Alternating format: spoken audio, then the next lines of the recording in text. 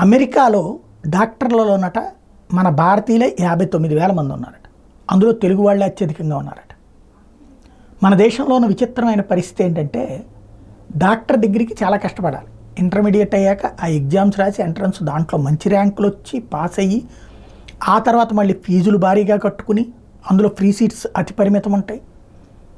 ఆ మిగతా అన్ని డబ్బులు కట్టుకుని అంతా చదివిన తర్వాత ఇక్కడ వచ్చే ఉద్యోగాలు అతి పరిమితం, ప్రభుత్వ ఉద్యోగాలు అతి పరిమితం, ప్రైవేట్ ఆసుపత్రుల్లో ఎంబీబీఎస్ బేసిస్ మీద వచ్చే జీతాలు సీనియర్ నర్సులతో సమానంగా ఉంటుంది. దీంతో అనేక మంది ఇంకాస్త కష్టపడి అమెరికాకు ఎగ్జామ్స్కి రాసుకుని వెళ్ళిపోతున్నారు. అక్కడికి వెళ్ళి సెటిల్ అయిపోతున్నారు. అక్కడ ఒక $5,000 వచ్చినా $10,000 వచ్చినా ఇక్కడతో పోల్చుకుంటే లక్షల్లో వచ్చినట్టే. అదే ఇక్కడ వచ్చేటప్పుడు 25,000కి 30,000కి తిప్పలు పడే కంటే అది బెటర్ అన్నటువంటి రూట్లో ఉన్నారు. మ్యాక్సిమం కష్టపడితే ₹1,00,000 సంపాదించే పరిస్థితి మాత్రం ఉందన్నట్టు.